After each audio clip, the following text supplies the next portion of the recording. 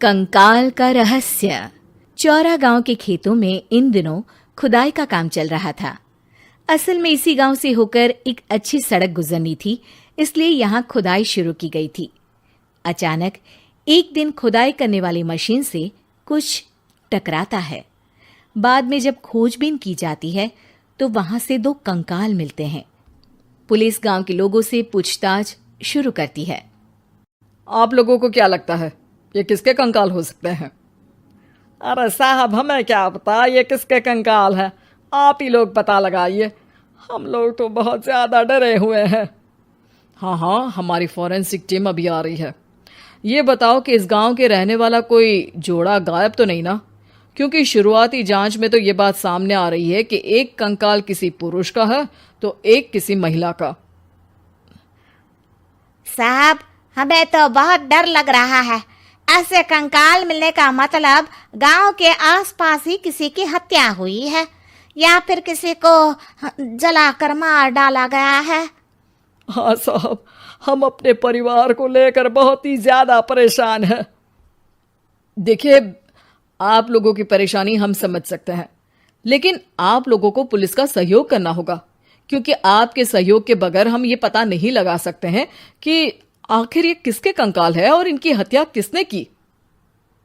ठीक है साहब, गांव के लोग आपका पूरा सहयोग करेंगे। हाँ साहब, पूरा सहयोग करेंगे। तो फिर ठीक है, हम अपनी जांच शुरू कर देते हैं। कुछ दिन बाद जांच रिपोर्ट आ जाती है। पता चलता है कि ये कंकाल करीब 20 साल पुराने हैं, यानी 20 साल पहले किसी जोड़े की हत्या कर शव को यहाँ पर दबा दिया गया था। इंस्पेक्टर राघव, ये बताओ कि 20 साल पहले की मर्डर मिस्ट्री क्या अब सुलझ सकती है? हाँ सर, क्यों नहीं। लेकिन अब सबूत और गवाह काफी मिट गए होंगे। मुश्किल तो होगी, लेकिन शायद किसी परिवार को इंसाफ मिल सके। इंस्पेक्टर राघव, आप बिल्कुल सही कह रहे हैं।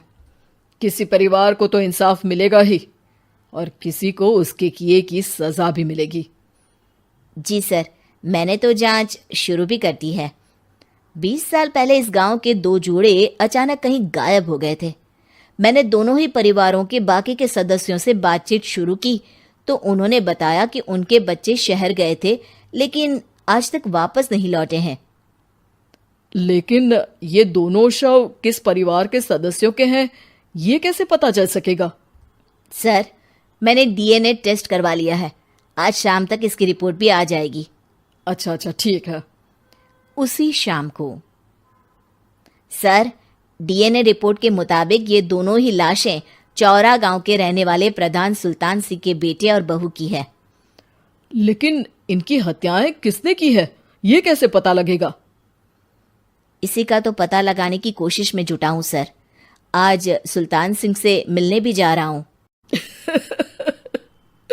मेरा बेटा और बहू तो मेरे लिए सिर्फ यादों में ही रह गए थे। हमें उनकी लाशें तक नहीं मिल सकी थी। आज 20 साल बाद उनके कंकाल मिले हैं। मैं अब किसके लिए जीऊं?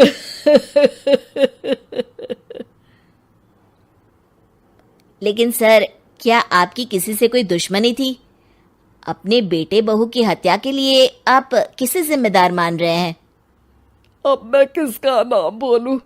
मेरी तो किसी से दुश्मनी नहीं थी, बस मेरे बेटे बहू को कोई वापस ला पाता।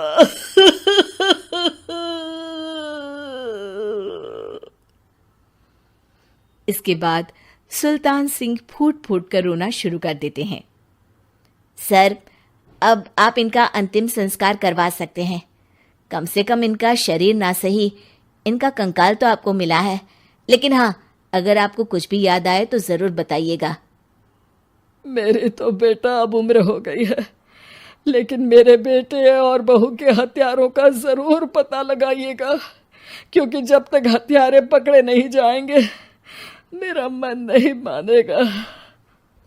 सर, हमारी पूरी कोशिश रहेगी हत्यारे को पकड़ने की। लेकिन एक बात बताइए, उस वक्त आपको किस पर शक गया था? उस वक्त मेरे एक ड्राइवर को पकड़ा गया था, लेकिन सबूतों के अभाव में उसे छोड़ दिया गया था। अच्छा, और ड्राइवर पर कैसे शक हुआ था? क्योंकि उस दिन ड्राइवर छुट्टी पर था। उस समय लेकिन लाश क्यों नहीं मिल सकी थी? उस वक्त पुलिस ने बहुत कोशिश की थी, लेकिन दोनों की डेड बॉडी नहीं मिल सकी थी। ठीक है, हमारी तफ्तीश चल रही है, मैं फिर आऊंगा। इसके बाद इंस्पेक्टर वहां से चला जाता है और सुल्तान सिंह अपने बेटे और बहू की याद में खो जाते हैं। कुछ दिन बाद सुल्तान सर, एक बात बताइए, जब आपके बेटे बहू की हत्या हुई थी, उसी के आसपास आपके ही गांव का रहने वाला एक और जोड़ा उसी वक्त गायब हो गया था ना? हाँ सर, अलका और अभिषेक, वो भी मेरे बच्चों जैसे ही थे। तो फिर वो कहाँ है? उनका भी आज तक पता नहीं चल सका, लेकिन बताते हैं कि कुछ साल पहले अभिषेक को गांव के ही किसी आदमी ने मुंबई में देखा था, लेकिन फिर वो गायब हो गया। यानी अभिषेक और अलका की हत्या नहीं हुई थी, बल्कि उन्होंने किसी वजह से खुद ही गांव छोड़ दिया था। हाँ, हो सकता है, क्योंकि अभिषेक मेरे बेटे संतोष का अच्छा दोस्त था और उसका मेरे घर भी आना जाना लगा रहता था। हो सकता है कि उसने मेरे बेटे और बहू के बारे में सुन लिया हो और ये गांव छोड़ दिया हो सकता है। उनके परिवार का कोई अब नहीं रहता क्या इस गांव में? अब तो कोई नहीं रहता। एक चाचा थे, लेकिन उन्होंने भी अपना पुश्तैनी मकान बेच दिया है। वो भी अब कहीं शहर में ही बस गए हैं। ओह, अभिषेक और अलका के बारे में भी पता लगाना होगा। हो सकता है कि वही इस हत्या के बारे में कुछ बता सके। हो तो सकता है, लेकिन वो बेचारे तो खुद ही वक्त के मारे थे, वो क्या बताएंगे।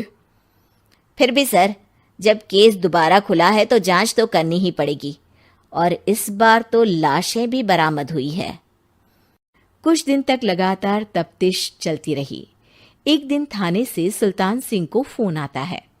हाँ, कौन बोल रहा है? सर, मैं कांस्टेबल तुलाराम बोल रहा हूँ थाने से।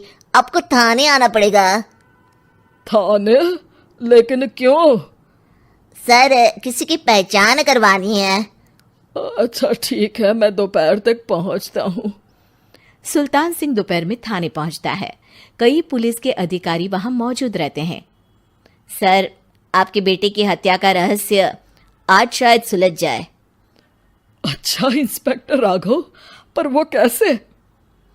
सर, उस आदमी को देखिए, क्या वही अभिषेक है? सुल्तान सिंह की आंखों में हैरानी से आंसू आ जाते हैं। हाँ सर, यही अभिषेक है। ये आपको कहाँ से मिला? सिर्फ अभिषेक ही नहीं, बल्कि इसकी पत्नी अलका भी इसके साथ है। मैडम, जरा अभिषेक की पत्नी को लाइए। जैसे ही अलका को पेश किया जाता है, सुल्तान सिंह जमीन पर गिर जाते हैं। सुल्तान सर, क्या हुआ आपको? आप अलका को देखकर गिर क्यों गए? सुल्तान सिंह सर पकड़कर बैठ जाते हैं। ये अलका नहीं, बल्कि ये तो मेरी बहू रितु है। पूरा थाना एक दूसरे का मुंह देखने लगता है। क्या? इसके बाद हर किसी को दो कंकाल और हत्या का रहस्य समझ में आ गया। अभिषेक और रितु ने मिलकर संतोष और अलका की हत्या की थी और लाश को जमीन के नीचे दबा दिया था। आज 20 साल बाद इस हत्या का रहस्य खुल सका था कि अवैध प्रेम संबंध में दो मासूमों की जान गई थी।